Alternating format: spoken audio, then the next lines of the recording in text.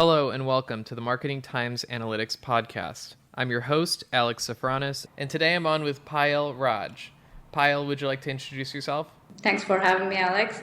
Hi, everyone. I'm Payal. So I've been a marketer for most of my career.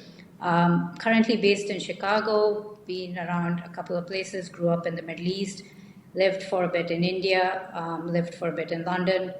Previous experiences include being in Amazon, being an ex-founder of two businesses, then moved to Canada, did a bit of consulting, and then joined the company that I'm currently at. Right now, I serve as the VP of Marketing for an indoor air quality solutions company, and I'm based out of Chicago. I must also mention that I serve as a fractional CMO. How did you become a fractional CMO? What was that career path like for you?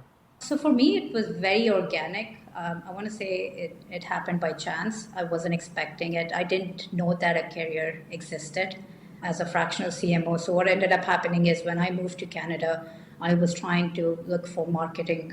Typically, when you immigrate from a foreign country, a lot of your experiences don't necessarily translate or carry over, which they should, because it's all transferable skills, just based on the current market and your understanding of the current market. Companies eliminate you along the interview process.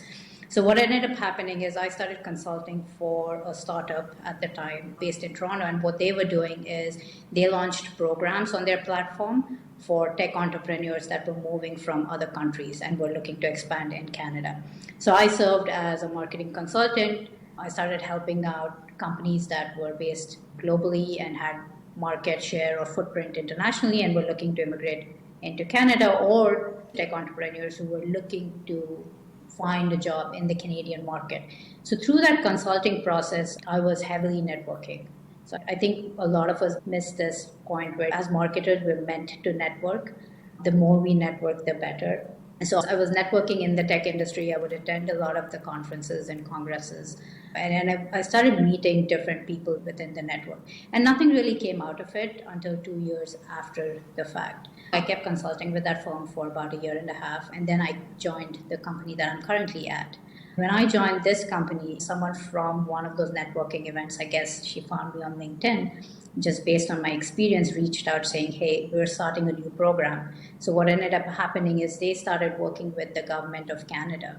The government of Canada has funding programs that allow entrepreneurs and startups to immigrate to Canada. You can either start a new business in the Canadian market or come with an existing business and expand it in the Canadian market. They help you with everything from the visa program to finding experts that can help you expand into the market, and with funding. This not-for-profit essentially does that. They bring on industry experts and fractional CMOs, CTOs, and CFOs to work with the government of Canada for these various startup programs to help businesses come and establish themselves in the Canadian market.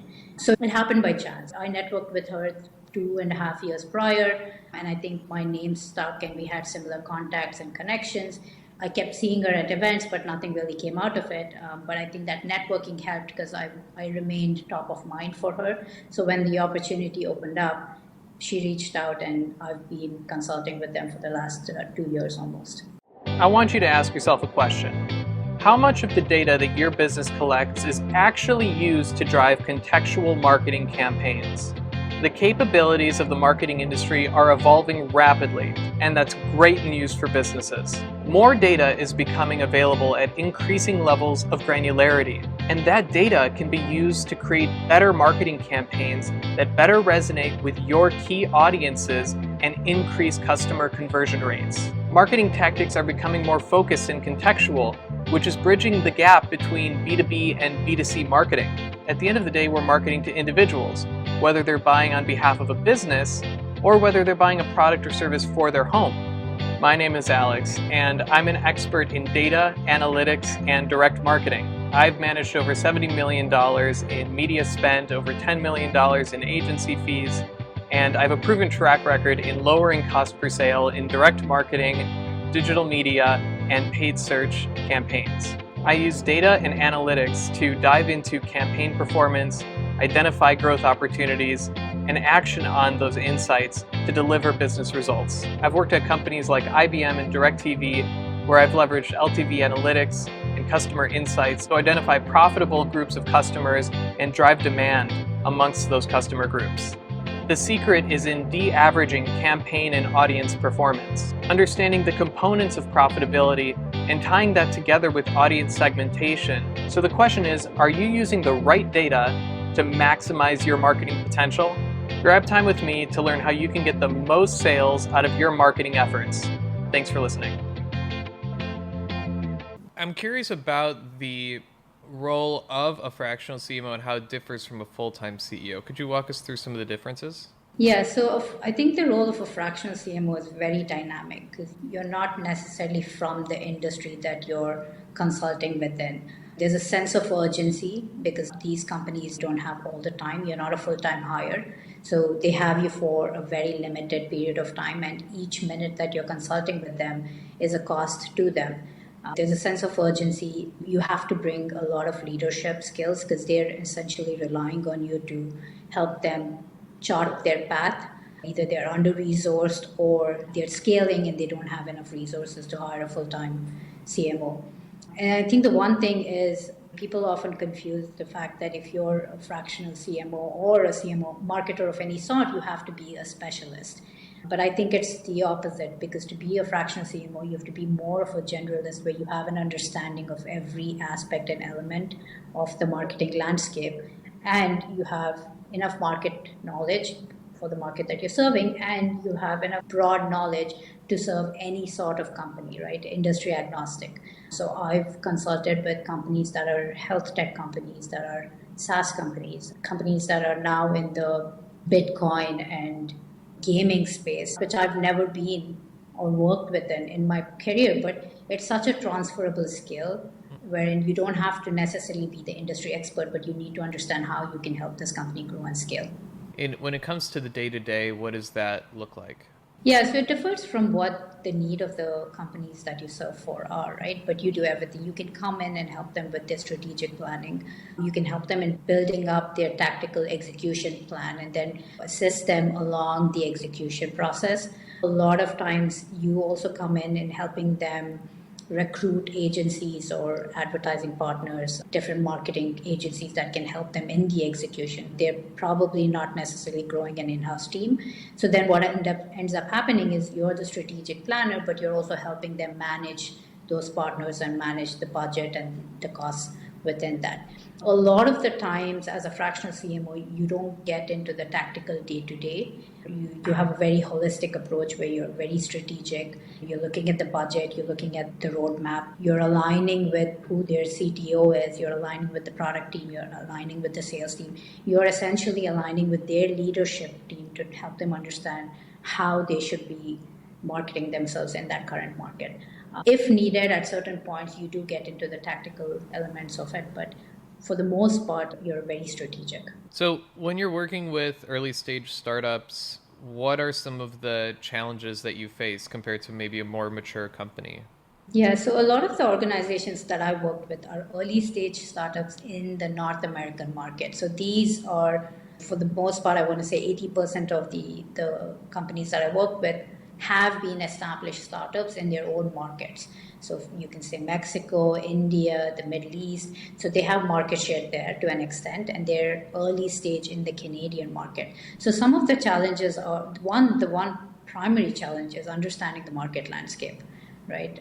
You might have had success in your regional market or your local market, but you have to understand how the Canadian market works. For example, this gaming company that I'm working with, the challenge that they're facing is a trust factor, right? They're trying to onboard influencers in the Canadian market to help launch their brand, but there's a trust element there because you're a foreign company that doesn't necessarily have enough traction in your own region. So how do you then establish a trust factor with influencers in another region, right? So a lot of it is very localized, the challenges. And then I find that the second challenge is budget. Most companies assume that, yes, we'll just spend X amount of dollars on marketing. Let's just start throwing money at Google ads or Facebook ads and start getting our brand names out there. But unless you have your messaging, you have to change the way you're messaging your product, the way you're connecting with the consumer in that local market. What is the defined market need? and then you can start throwing money on advertising, right? So it's a lot of the fundamental understanding of the market that you're coming into is the primary challenge that I see. So, were those influencers in that example an effort to increase the trust factor for the company? Yeah, it was an effort to increase consumer onboarding. So they wanted to bring on more people to test their product essentially. And the only way that they could foresee doing that was by getting someone who's an influencer in that industry to promote the brand. In general, are you in favor of influencers as a marketing tactic, and where's the best use for that? Yes and no. I think it depends on the type of product that you are. If you are, for example, an AI habit forming company or a SaaS company, I don't think influencers are necessarily the best way to go. I think the messaging gets very diluted, right? But if you're a D2C company or you're a consumer based product, then I think there's value there. But I wouldn't recommend influencer marketing for any early stage startup that's entering the market. I think there are a lot of other ways that you can establish brand loyalty and trust within that region and market. My recommendation mostly to these startups is start slow because they have a lot of different factors to consider. One of the reasons you're hiring a fractional CMO is because you're low on budget and you're scaling. So you have to use the funds that you have in a strategic way, in a right way. And I don't think that early on influencer is necessarily your primary objective. What are some good marketing tactics you'd recommend for a startup in general? Yeah, on a tactical level, I think advertising, getting your brand name out there is a big one, especially in the local market. For one, hiring a local firm that understands your needs, a local marketing agency, I think you have to begin with that. People try to keep this in-house, which can become hard. There are a lot of cultural differences in how you market a product in different regions. So I think that gap in understanding has to be bridged. So I would say advertising, digital marketing, and the landscape changes so quickly. I think people have lost the need to be organic, which I'm seeing coming back now, right? Your traditional branding, your traditional advertising, your traditional media outlets, your traditional networking is all coming back, I think, in the noise of digital marketing today. I think startups are starting to see that, where a lot of companies now are going back to the traditional media route of marketing, and that starts to work. So the one thing that I would recommend any startups is as soon as you come into a new market is try to find a small firm or agency that can help you with your marketing as opposed to trying to keep it all in-house and do it yourself. There's just so much noise in marketing today, and it's every day there's a new way, a new path of marketing, right? You try influencers, SEO, SEM, there are all these new terminologies coming that it gets so convoluted where you don't know where to focus. My advice is always take a step back, start slow, start the traditional way, start organic as much as possible, and start with you. A lot of startups feel like they have to bring everybody else on board.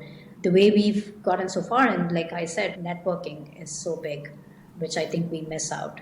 I think there's a cyclical nature, just like with fashion, where something is in and then it gets overused and then people get sick of it and they go to the older things. And we even see that with direct mail and more traditional marketing tactics, that now they're a novelty because they weren't used as much recently compared to in the past, and especially targeting younger people. It's cool to see how the marketing tactics change over time. Yeah, that's actually a very good point that you bring up. One of the companies that I work with now heavily do that.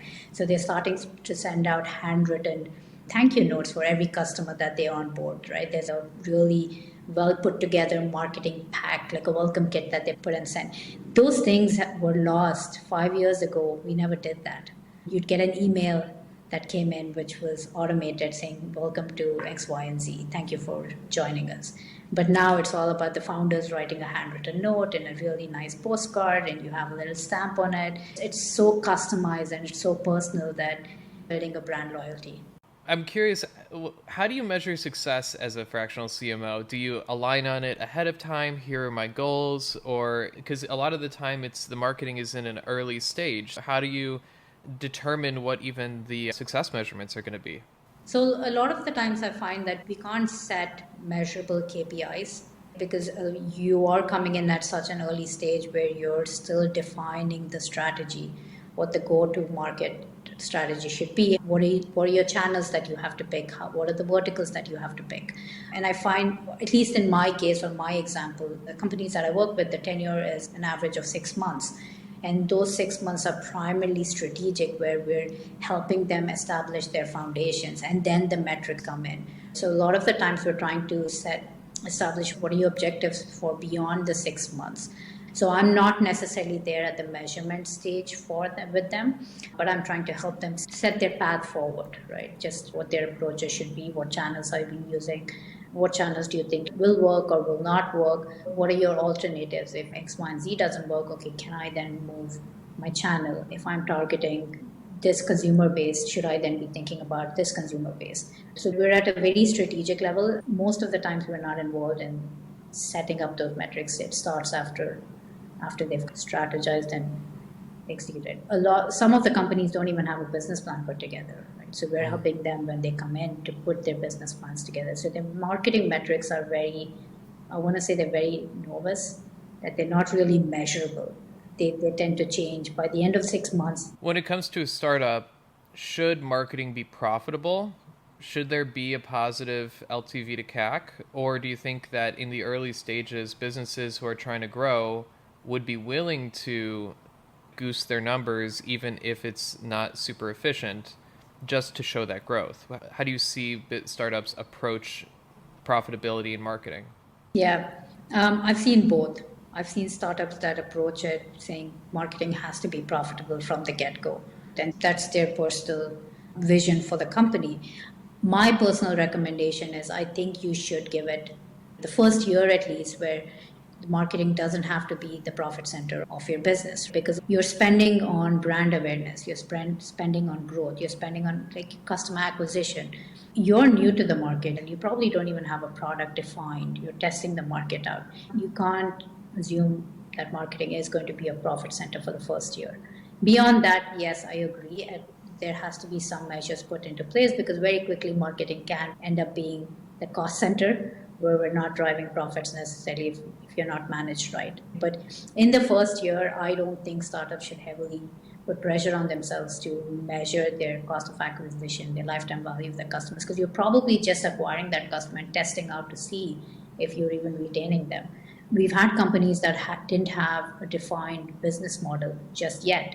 They knew what the product, they had a product out there, they were testing the product, but they hadn't defined their back-end business model. How were they going to monetize on that app, right? What the different channels they could monetize on? At what stage of the app were you going to convert your customer to a paid customer from a free customer? Now, if you haven't defined all that, you can't necessarily measure your customer acquisition cost. So marketing at that stage is a cost center where you're just spending on branding and awareness and getting as many customers on board as you can. Can you share advice for entrepreneurs who are considering hiring a fractional CMO? What would you recommend to them to get value out of that relationship? Yeah, I would say look at a few different aspects, right? One, make sure that the individual you're looking for has leadership experience, because that's what you're looking for. You want someone who's worked cross-function. Find someone who's had enough leadership experience. Find someone who's had a broad range of experience, right, across different industries, because then they bring different perspectives. If you can find someone who's worked at different levels in different industries, or even within an organization, again, they bring you different perspectives. If you're looking for a very strategic, process-oriented individual, try to find someone who's had experience in Fortune 500 companies or in a more established, structured organization where they're used to building processes. Someone who's only been an entrepreneur their entire life, where you tend to thrive in chaos at that point. Right? Find someone who is cost-effective, who's thinking about being cost effective for your business. Marketers can tend to also want to do everything, and everything is a good idea. So I would recommend, because you're a startup and you're an entrepreneur, you're trying to manage your resources effectively and efficiently. Try to find somebody who can think in a very cost effective way and who's thinking for you, rather than just coming on as this being another project for them. So someone who's personally invested in helping your startup grow. Typically, if you find someone like that, you end up retaining them longer. The one thing I would say is try to find someone with broad range of experience and expertise, because you don't need a specialist. You need someone who can think outside the box. You need someone who can bring in that level of skill set for you and can help you find what you need to be looking for. Yeah, would you say that marketing in general has really, it's almost gotten to a level where the basics are all out there, and what's setting the best marketers apart is genuinely discovering new ground? In my own role, I bought a book on growth marketing because I'm on the growth marketing team, and every single idea we'd already done. And it's like we're literally expanding the range of knowledge in marketing in real time, at least in the cutting edge businesses, where you have to think of net new things in marketing. So you do need somebody who has proven track record of just thinking outside the box, because your experience is very valuable. But I guess what you're bringing to the job is going to be creative thinking. And I think that's a big piece of what makes a marketer successful in this day and age. I think that back in the past, it's almost like you could maybe stick to the theories a little bit easier, versus now we're in a new world. We have to see the changing trends in real time and adapt to it. So it's a game, and I think the game is getting more advanced. Yeah, you're 100% right. So there is a book that I'm currently reading called Quantum Marketing. It's by the current CMO of MasterCard. And it's so interesting because they are bringing different elements of marketing together. And he's talking about like the fourth generation of marketing. But when he talks about that, he mentions how the first three generations of marketing have to tie together to get there. So like you said, yeah, it's a game, and we're doing everything in real time. We're testing it out. We're moving forward. That today's idea is not necessarily still valued tomorrow. The one thing I think we're fundamentally missing is that marketing has become so digital, and we heavily focus on all the technology we have to use to within marketing. What's our tech stack? What are we doing? And what are our tech channels? What are our verticals? We're not focusing on the human aspect of it, right? I think that's what we're missing. At the end of the day, all our consumers are still humans. We have behaviors, we have tendencies, there's a science behind it, right? There's an empathy factor behind it, there's an understanding behind it, which I think a lot of marketers start to miss when they become so digitally focused that you're forgetting the person who's consuming your content at the end of the day is another human being. And so what I'm starting to do is take a step back, start to again re-understand today's consumer behavior. Like you said, in theory, we've all read it, we've understood it, we've studied it, but who is today's consumer? Which a lot of companies don't spend time doing. They just get into the tactical execution of it, but you're not actually spending time in understanding who is today's consumer. Yeah, that's so interesting. And thanks for sharing that. I'll definitely check it out, quantum marketing. I'm curious, how do you stay up to date with the latest marketing trends and technologies and expand your knowledge? Yeah, I think it's a little overwhelming because there's so much out there. But for me, it's a lot of reading. Like I try to keep reading. I don't try to stick to only marketing at this point, because in my career, as a VP, you're beyond marketing. You become more of a leader and you're strategic. I did a lot of business books, a lot of growth related books, and podcasts. Podcasts are like my to-go. A lot of interesting podcasts. The one that I'm listening to right now is called Next Big Ideas by Malcolm Gladwell, Adam Grant, Susan Cain, and Rufus Griscom. And it's really interesting. They cover a wide array of topics, but they're interviewing people that are essentially thinking about the next big idea. And some of them are so simple. It's like, how do you increase your memory power? But then it ties that into the next big idea. What is probably the next technology that's coming out in that industry or in that space? So I think all that helps. Like you rightly pointed out, marketers have to be creative. So just broadening your perspective and not sticking to just your core niche or your core subject, which is marketing, helps you then think creatively. At least that's how I try to keep myself up to date.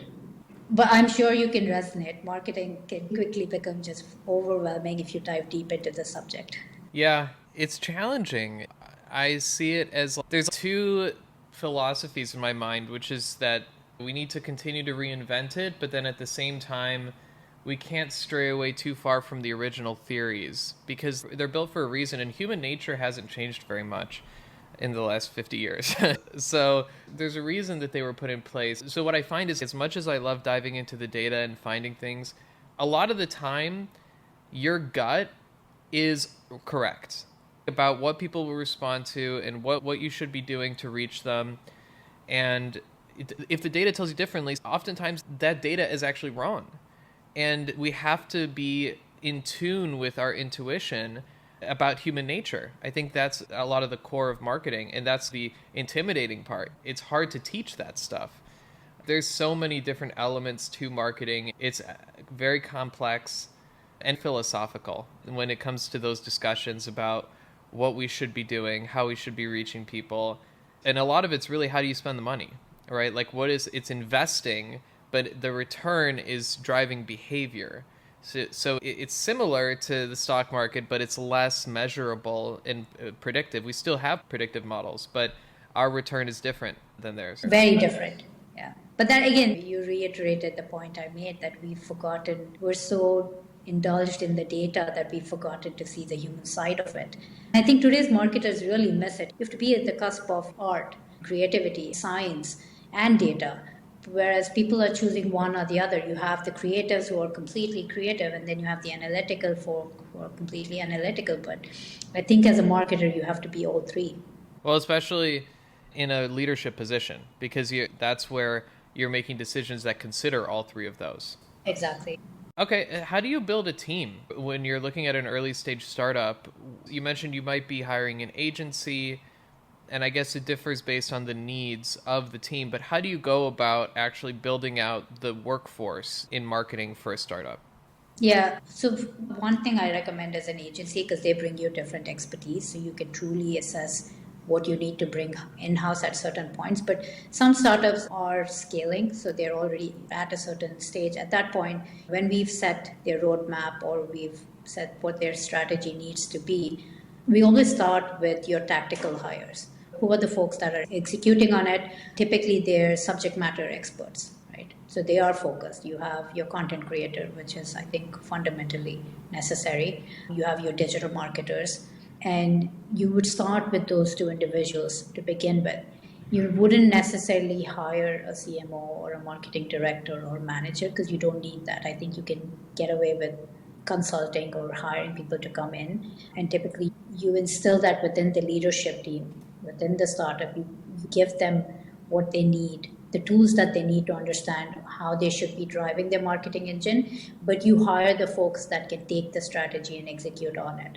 And maybe I misunderstood. Would you start by moving that to an agency, or would you start by doing that in-house? No, I would definitely move that to an agency. Okay. I wouldn't do that in-house. Only because you're coming to a new market where very quickly you can spend dollars where they don't need to be spent, right? An agency that you hire is already catering in that market. They've worked with clients in the market. They understand where to spend, where to buy, where to spend your ad dollars, what sort of media buy should you focus on, right? So I would definitely start with an agency, at least for the first year and a half. And then once you have an understanding of what's worked, what's not worked, what are your consumers consuming, then you can hire someone in-house to start managing that. But for the first year and a half, I typically would recommend working with an agency. Okay. Yeah, that makes perfect sense.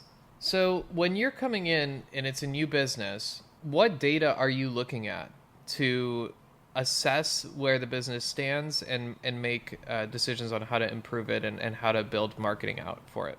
Yeah. The first one is product traction. Have you acquired customers? What's your product roadmap? Where are you at? A lot of these companies that at least I've consulted from my experience have had working products in their regional markets. They've had market share. They have metrics. They have a strategy. They have a business plan. They have everything established in their market, and they're bringing that over here. So typically we start by seeing what their business plan is and their growth strategy is for the Canadian market. We don't look at the sales numbers. They don't necessarily have their sales numbers, but we try to look at what is the sales channels that they're looking at, what is their sales strategy, do they have a sales business plan, because you have to have a sales business plan before you start to build your marketing business plan. We look at the financials. Do you have investment? Do you not have investment? Do you have money in the bank? Are you funded? Are you not funded? What is the current budget? How much are you willing to spend on marketing? How much are you willing to spend on your sales programs? How much are you willing to spend in product development? It's almost like going back to square one.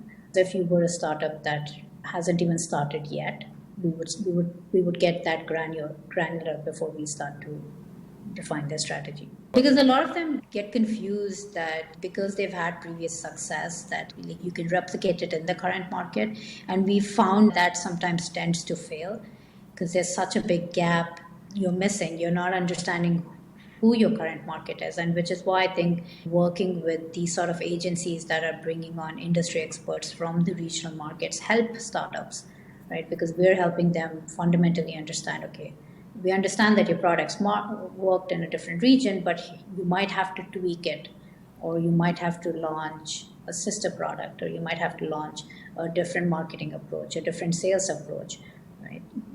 There was one company, for example, from the get-go had to hire a sales team here because they just needed it. They just needed to get people on the ground, field marketing and field sales team on the ground to be able to build the business. But then there are others that can do away with just digital marketing and media spend and acquiring customers that way. So we try to understand what's worked for them in their own markets and what were the different tactics they had there, and then try to see what can be deployed here. Makes sense. Yeah, this is all very interesting and very strategic. So it's really cool. You must do a lot of problem solving and a lot of thinking about what the business needs to succeed. I will say it's a lot of people management too, because you have to understand you're working with entrepreneurs that have had previous success, or you're working with entrepreneurs that are new, but you just have to understand how to manage them, right? It's a lot of people management because they're coming in looking for instant success. In their mind, they have they have another fractional CMO, CTO, COO. They've hired a bunch of industry experts and fractional help. They're looking at instant success. So it's a lot of people management. It's a lot of managing the expectations. So must take a step back, baby step, one step forward. You're in a new market, coaching them. There's a lot of coaching involved. Yeah, I love it. I've learned a lot here. Thank you, Payal. This has been such a great conversation, and I hope everybody learned a lot today. And thank you, everyone, for listening. We'll talk to you soon. Thanks so much, Alex.